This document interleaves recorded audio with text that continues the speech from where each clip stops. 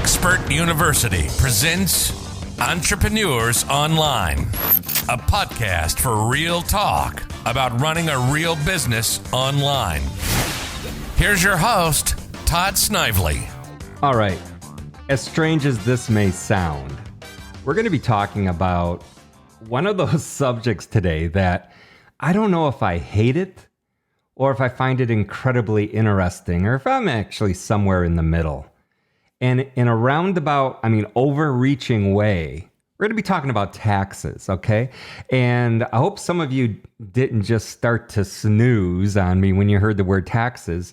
Actually, right now, there's some pretty interesting news going on that revolves around taxes, and specifically President Trump's tax returns. Now, I don't know when you're listening to this, but I just happened to be recording this on the morning of the day of the first debate, the first presidential debates. And it doesn't really matter to me where you land politically. Matter of fact, I'll come right out and say I don't care. I'm not really talking about where I'm landing politically. And matter of fact, I'm not even allowed to vote in the presidential election because I'm a resident of Puerto Rico, which is also going to tie into this talk about taxes today. Taxes, specifically business taxes, or how they apply to you as someone that wants to run a business or is already running a business. Now, again, this isn't about President Trump per se, and I'm not going to be passing judgment one way or the other on the man. What I want to talk about is this tax return situation of his and some takeaways that we can make towards us as entrepreneurs and people maybe that want to start a business. Because it's kind of interesting when this whole controversy has been going on for years. You know, release your tax returns. No, I can't, whatever the reason is. And it's kind of interesting because this whole time I was thinking, what do I care? What do I care about what's in Trump's tax returns? Now, one point I do want to make, which I think is kind of important, and you really need to take this to heart, is understand President Trump did not sit down with a blank tax return. He didn't grab a pencil and start filling this thing in himself. No. If you doubt for a second that he doesn't have an army of CPAs, tax experts, tax attorneys, then you just lost touch with reality. I'll go out on a limb on that one. He has almost zero input into what goes into that tax return. This is what he pays the professionals to do. And they'll explain to him how they arrived at the numbers because he's the one that still has to ultimately sign it. But usually a businessman gives some marching orders to a tax professional or his team, and in the case of President Trump, his team of tax professionals. And he's basically going to say, be super aggressive, be really conservative, save me as much taxes as you can.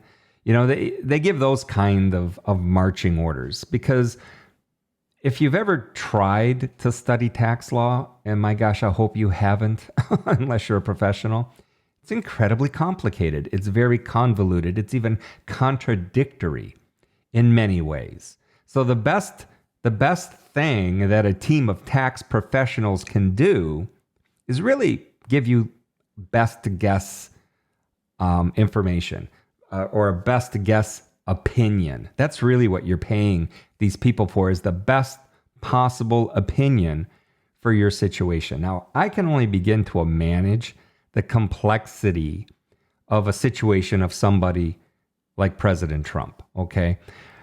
And therefore, when this whole back and forth about his tax returns surfaced years ago, again, my thought was, I don't care. Matter of fact, my expectation was that he would have either have paid no tax or he would have had a lot of tax refunds or a little to no tax liability.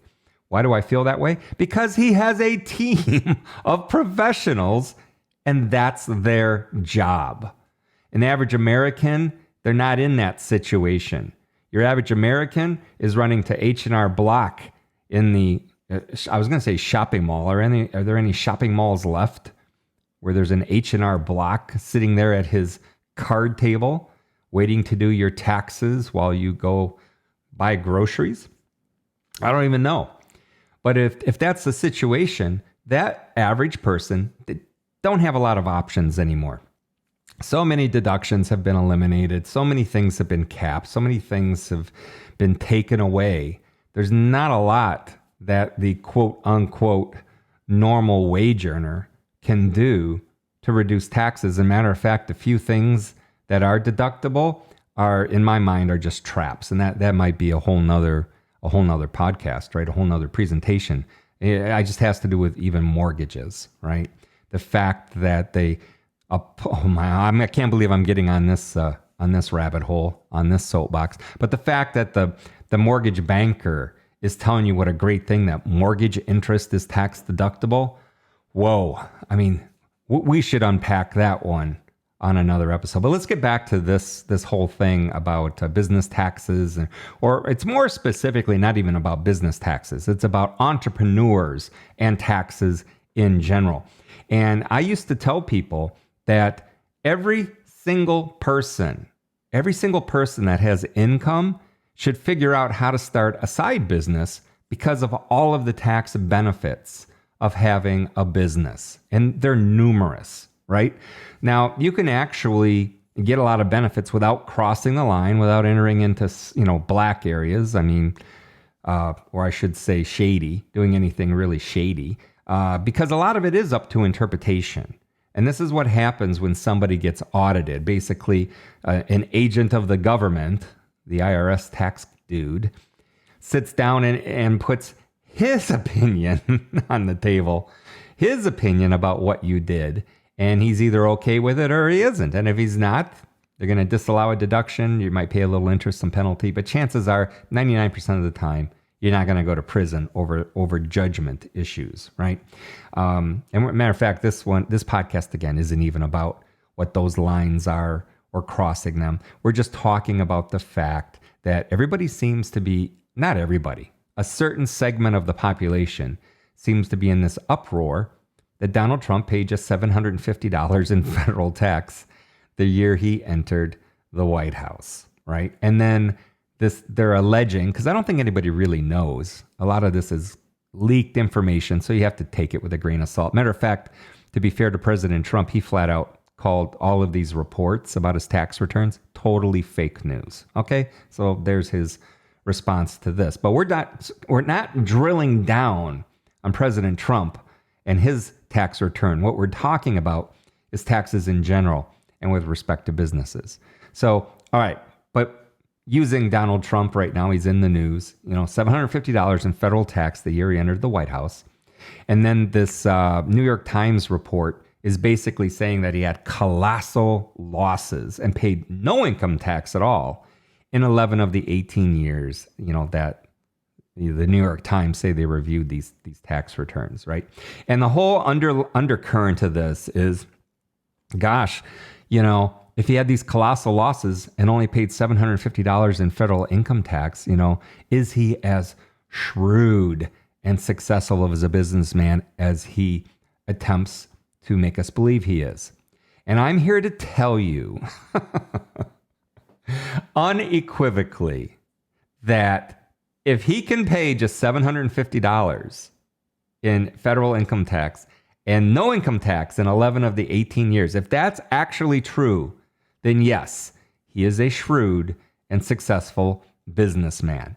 And the fact of the matter is, we have this debate every now and then. I'll get what I'm going to call, I don't even know what to call him. I'm going to call him a purist. Will pop their little head up and be upset about people of means that don't pay a lot in federal income tax with absolutely no understanding of how the federal income tax system works with respect to people that are entrepreneurs, own businesses, generate jobs. They have no clue on how the system works. They're just really, really upset that it appears that they're paying less tax. The rich people are paying less tax than the working people. All right. So we kind of touched already on why that is, but let me circle back and let you know it's because the federal government, the IRS, has eliminated most of the tax deductions that the working class folk, i.e. the non-rich, have historically depended on to reduce their tax burden. They've eliminated them over the years. They've slowly eroded your ability to pay less in taxes. So why haven't they done the same for the rich? And it's not the reason you're thinking of. A lot of you are sitting there going, it's because they're rich. They control the congressmen. They control what laws are passed. And they're looking out for themselves. Maybe a little, but honestly, no. It's the fact of the matter here is that in whatever way you want to look at this, the government or the IRS of the whole machine understands they need business people. They need businesses. Otherwise, this country doesn't work. It becomes a socialist country. Without the entrepreneurs, without the people generating businesses to employ people, we don't get this trickle-down effect, right? And a lot of people poo-poo on a trickle-down type economy, but I don't see any other way for a country to be a rich country and have everybody taken care of in some way without the businesses, without the business people, without entrepreneurs. And believe it or not, these smaller businesses, they actually have probably more to do with the success of a country financially, taking care of even the people with no means, than any other group of people. Big businesses, they can do a lot. But there's so many medium and small size businesses. They're the backbone of the country. All right. So, what you want to do is you want to incentivize, right? You want to give reasons for people to start businesses, to take risks. I think people forget that. That's a huge thing that people forget, actually. If I'm willing to start a business, maybe buy a building, buy a warehouse, buy equipment, hire employees, if I'm willing to do all of that, I'm assuming a lot of risk, right? I saw a video not too long ago. I won't mention names. Just in generally, it was basically this I'll call him popular because he's well watched. He has his own podcast. Very, very smart man. He basically dismantled this argument that the worker is the most important person in this entire chain of entrepreneurship, and therefore the worker should make as much as the owner. And he kind of decimated the argument, with one point. And the one point is that worker has assumed no risk, zero risk, right? So, wow, I have so many rabbit holes I could go down on this topic, but let's try to circle back to the issue of taxes in general in businesses, all right? First of all, understand that we all pay a lot of taxes. I mean, in ways that there's like no way to get around. No way to get around. For example, a sales tax is a perfect example. I, for one, not being the sharpest knife in the drawer, I, for one, would like to eliminate income tax, federal income tax, state income tax, and just have a national sales tax. I think a consumer-based tax is the fairest tax. If I want to buy an airplane, I'm going to pay a lot of sales tax on that airplane. And if I want to buy a house, I'm going to pay sales tax on the house, right? But I should not be taxed on my income because that's actually detrimental to the growth of an economy. My opinion, all right? But matter of fact, and again, not to make this about President Trump, but he came out and he said, hey, you guys don't really understand. I paid a lot of state income taxes. He's in New York. I've paid a lot, and I don't doubt that. I don't doubt that for a second. There's almost no way to get around paying state income tax unless you live in a state that does not have a state income tax. And I believe I want to say 6. Don't scream at me. Well, go ahead and scream at me if you want, if I'm wrong. I think there's 6. I know the one that I love the most, that's Nevada. Matter of fact, I moved from Michigan. I was a resident of Michigan, and I moved to the state of Nevada. 2 reasons. I love Las Vegas. When I say I moved to the state of Nevada, I moved to Las Vegas. I love Las Vegas. Been going there my entire life. Love, love, love Las Vegas. And when I say that, people go, oh, you like casinos? You like the Strip? Yes and no. That's not Las Vegas.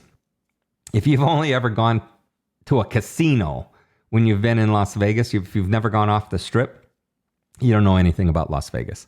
One of the benefits of living there is Nevada has no state income tax. So, I sat down with my CPA and I said, okay, how can I save some money in taxes, which I guarantee you is what President Trump did at some point. And the advice my team gave me was, well, you could move to a state that has no state income tax and you would save. I mean, they showed me how much I was paying in state income tax and I was shocked. I said, oh my gosh, you're kidding me. I pay that much in state income tax? Yep, you sure do. Okay, great. And I can simply move to Nevada, become a resident of Nevada, get my Nevada driver's license, buy a house in Nevada, become an employee of my company residing in Nevada, and I don't have to pay any state income tax. I go, that's exactly right. I said, boom. A month later, bought a house in Nevada. And basically, and not to get too much into the weeds, but my Michigan corporation simply registered in Nevada as a foreign corporation doing business in Nevada with 1 employee, and that was me. And as an employee of the Nevada office, state tax instantly went away. All right. So it's kind of funny because Mr. Trump, he's in the same situation. He's in the state of New York. And he sat down with his team and say, okay, well, how can I save money on these state taxes? And they told him, well, move to Florida, which I think I'd have to go back and really drill this down. I think that's what he did. I think he basically transferred his residency from New York to Florida. Now, I'm not going to get into the legalities of all of that because the state of New York might have a problem with that. Right? He's going to actually have to prove he's a bona fide resident of the state of Florida. I don't know how you do that when you're living in the White House. I think maybe that's something he should have done after or before, but in any event, that's available to anybody. So if you're sitting there going, how can I save on my taxes? And you're not in one of the states that doesn't have state sales tax, move. And that's really easy for me to say, but I'm just sitting here giving advice. If you had never thought of that, well, think about it. Think about it. Right? Okay, so, and I even took it a step further. And I mean, not to change the subject too hard here, but again, I'm in Nevada having another quarterly meeting with my tax team. And I'm like, they're showing me what my federal estimated tax deposit is going to be. I'm like, well, how can I save more money? How can I save on these federal taxes? And he said, well, you could move to Puerto Rico, which is a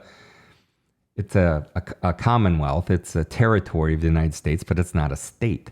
And it just so happened that Puerto Rico needs businesses down here. Puerto Rico understands the value of having entrepreneurs in their territory. They understand the trickle down. They understand that if they bring people of means into this country, we're going to spend money. We're going to hire people. We're going to buy houses. We're going to buy cars. We're going to shop, shop till we drop. I mean, we're going to spend a lot of money in Puerto Rico, right? So if we can show that our business isn't taking jobs away from Puerto Ricans, technically it's called an export business. If all our business, all our income's derived outside of Puerto Rico, then we don't pay any federal income taxes at all. 0.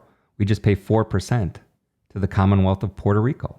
So all of a sudden, my, 40% federal tax bill becomes 4% just because I moved and became a resident of Puerto Rico. Now, is that for everybody? No, but think about it. If you're in a situation where you want to start a business or have a business and you have the means to pull up your roots and go to Puerto Rico, you can save a ton of money. I mean, a ton.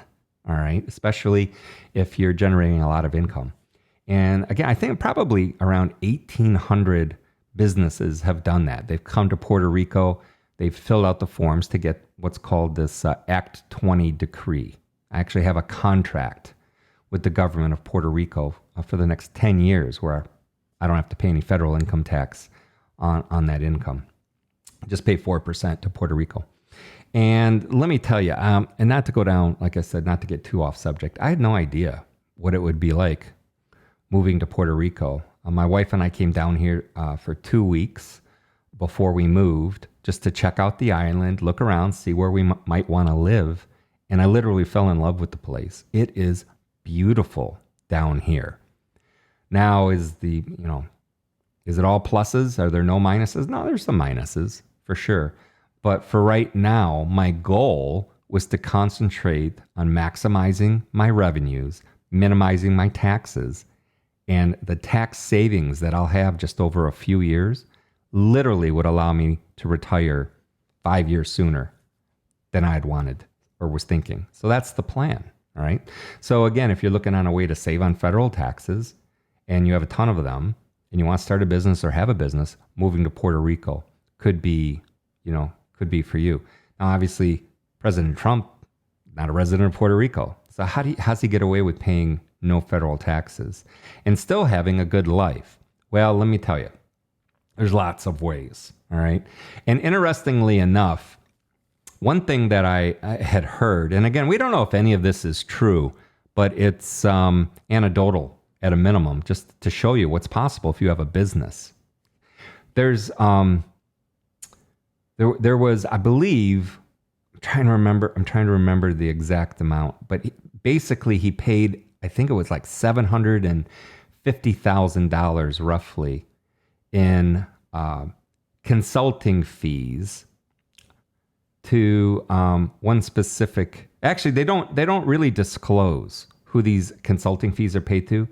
And in full disclosure, he actually wrote off about $26 million in consulting fees. That is just a line item on his P&L. Consulting fees, $26 million, right?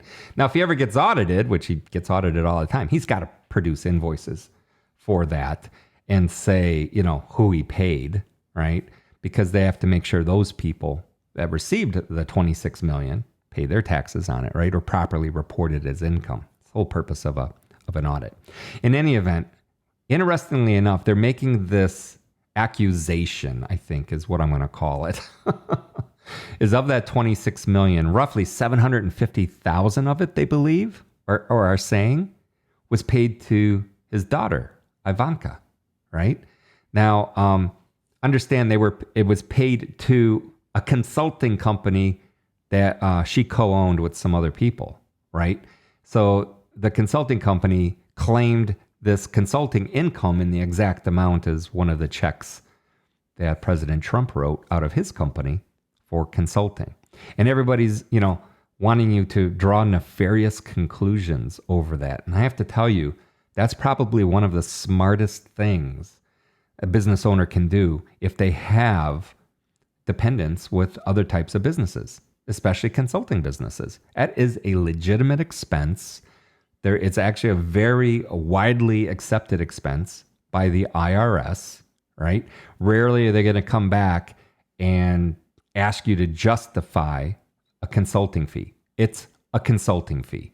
It's a very subjective thing. The fact of the matter that it was paid to a family member doesn't matter at all. It absolutely does not matter.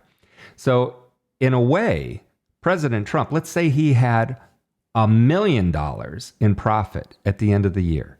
He literally could have wrote a check for $1 million to Ivanka's consulting company and had zero income that year. And if you want to think of it as a way of even gifting $1 million to your kid tax-free, fine. The government says under that scenario, that's allowed. So if that was his intent or not, it doesn't matter. The fact of the matter is this is how people of means use the current laws to move things around. All right. Now, there's some of you that are sitting there right now saying, well, we need to change these laws, right? The rich people can't just be having advantages like that. Well, number one, I think it's okay for them to have advantages when you think about the fact that they provide jobs for the country. The trickle down is amazing, just amazing. Do you know how many, if President Trump didn't have any companies at all, just closed them all down and said, boom, I'm done.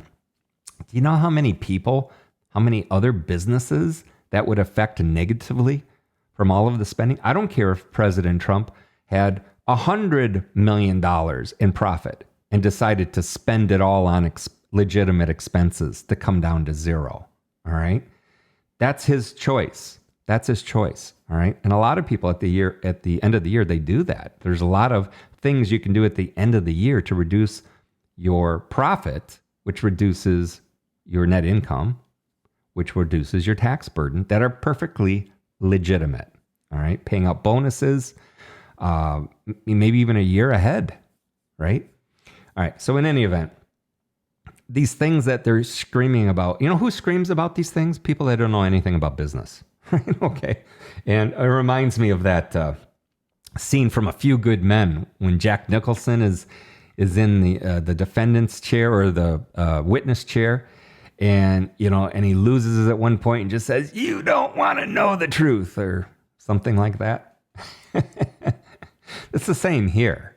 I mean, you guys, if you're not a business owner, not a person of means, right, you're not going to understand how this stuff works anyway to your benefit. This benefits almost everybody in the United States in one way or another, especially when you look at it as all of the businesses as a whole, maybe not just Trump's businesses, but you take all of commerce as a whole, you are benefiting. And for you to have indignation about the fact that there are rules, tax laws that exist that in your mind give some sort of undeserved benefit to an entrepreneur, a business owner, or a rich person, you just don't get it. All right. And it's not my job to convince you. I'm not in the convincing business at all. I just hate ignorance. I hate ignorance. And this is rarely why I respond to Facebook comments. Because what's that saying? Thank you for responding to my Facebook comment. You absolutely changed my mind. Said no one ever. All right. Responding to somebody in a Facebook post that's on the other side of your way of thinking only leads to fights and usually somebody calling the other person stupid before it's all over. I had one of those the other day over this issue because what this guy was posting just reeked of ignorance, and I couldn't help myself. Regretted it immediately. I'm not going to put his name out there because he doesn't deserve that much recognition. But I will say, let me give you a little advice, all right? And then talking to the person that made the ignorant post. If you don't want people to think you're stupid, don't wear a bicycle helmet in your photo, especially if you're not like a big-time bicycle rider. You look like somebody that needs to be wearing a helmet all the time. All right. So there's that. Okay. And I'm telling you, I've been in business almost 40 years. All right. And taxes is a huge part of being in business. And I get a lot of crap from the ignorant people who say I'm un-American for moving to Puerto Rico to reduce my federal tax liability. They say, why don't you want to pay your fair share? I believe all that anybody should want to do is pay their fair share and not a penny more. Pay your fair share. Don't cheat. Don't evade, right? Avoid. If you're paying more tax than you should be, that doesn't make you super intelligent in my book. All right. Maybe you don't know it, but it doesn't make you patriotic either in my book. When I'm down here in Puerto Rico and I have all my tax savings, physical cash money in my bank account, I'm free to do what I want with that money, to give to the charity directly that I want to help, to invest in other businesses that I want to help, right? If I give the money to the U.S. Treasury what percentage of it do you think is actually going to help anybody? Do you know how much waste there is? And don't even get me started on that. So I prefer to be in control of my money and do the right thing because it's what I want to do, not what I'm forced to do. So if the laws exist that allow me to reduce my tax burden, even if it means I have to become a resident of Puerto Rico, which, by the way, is not a bad thing. If you can do it, I'm sorry. I'm getting flustered here. I'm getting a little frustrated. I live on a beautiful beach on a tropical island in the Caribbean. It's 85 degrees and sunny every day. And it's a mountain. I have a rainforest. My view is 360. Okay. It goes everything from the beautiful village I live in to the mountains surrounding it in the valley to a rainforest, El Yunque, on the other northern horizon, to the ocean. Most people work their entire lives to be able to retire into this kind of an environment, and they're stymied because of all the taxes they have to pay along the way. I mean, literally, I would tell people, if you can just think of a business that you can start for the sole reason of moving to Puerto Rico to take advantage of the tax laws, you should do it.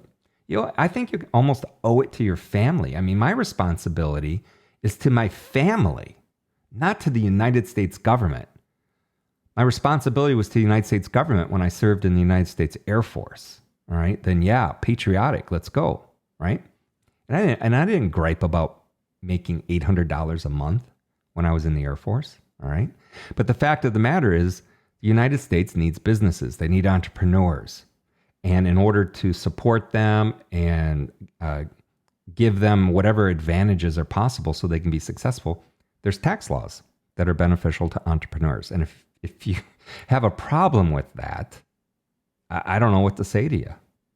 I just don't know. So in any event, I don't know exactly if I covered everything that I wanted to, you know.